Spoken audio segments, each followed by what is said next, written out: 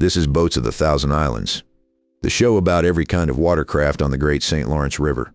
Your hosts are Robbie and Terry, both 15. Every week they break it down so you actually get it. Welcome to the show about every kind of watercraft on the Great St. Lawrence River. I'm Terry. And I'm Robbie, and today we're talking about antique wooden boats, the gorgeous, glossy, utterly impractical loves of everyone's life up here. Impractical? My uncle spends more time varnishing his gravette than he does sleeping. That sounds about right.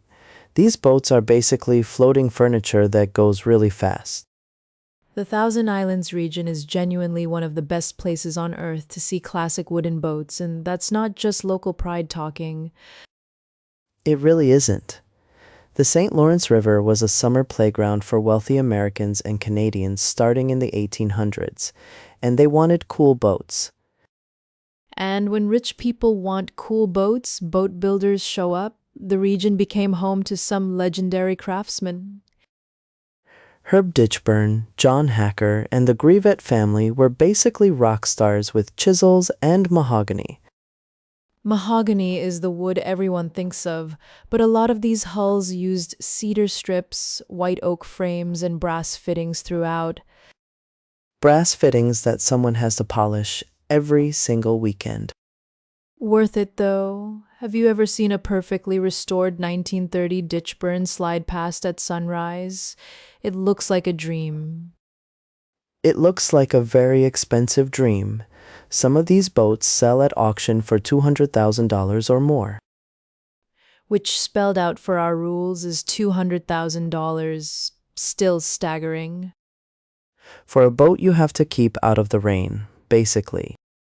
Well, fresh water is actually kinder to wood than salt water, which is one reason so many classics survived here on the St. Lawrence.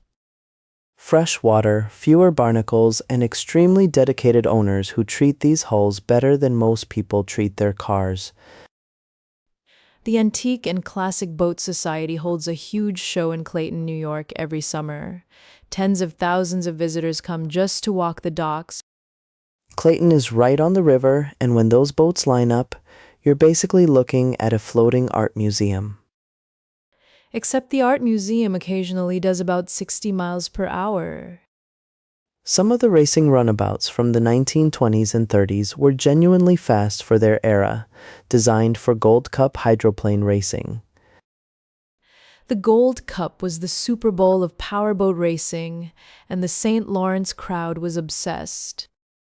Garfield Wood, Miss America boats, screaming engines, it was loud and dangerous, and everyone loved it. Today the thrill is a little more mellow. People cruise, wave politely, and argue about whose brightwork is shinier. Brightwork is the varnished wood. Learning that word makes you sound instantly credible at any marina. Use it in a sentence, and a 60-year-old man in a captain's hat will immediately want to be your best friend. Speaking of varnish, a proper show-quality finish can require 12 or more coats applied over several weeks. 12 coats, each one sanded before the next goes on. This is why wooden boat owners have very strong forearms. An infinite patience and a slightly faraway look in their eyes. Restoring one of these boats can take thousands of hours. Some full restorations run 3 to 5 years of weekends. 3 to 5 years of weekends for a boat. That's a lifestyle choice I respect deeply and will never personally make. Never say never, Robbie. You haven't sat in a varnished mahogany cockpit with the river wind in your face yet. Okay, that does sound good.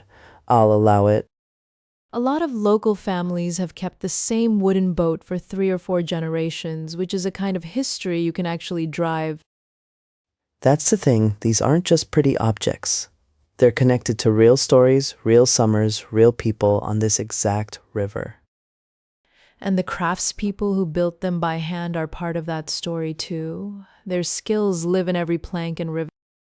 Some restoration shops in the region are actively training younger woodworkers so those skills don't disappear with the last generation of old masters.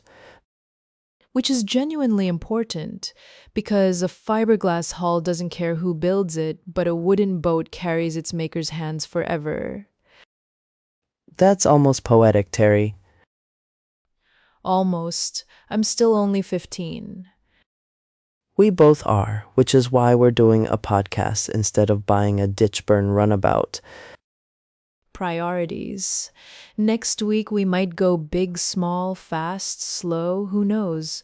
That's the river for you.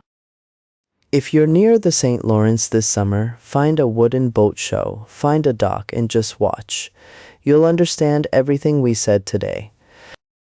And if you already own an antique wooden boat, we salute you, we admire you, and we are slightly worried about your weekends. Thanks for listening, keep your bright work gleaming, and see you next week on Boats of the Thousand Islands.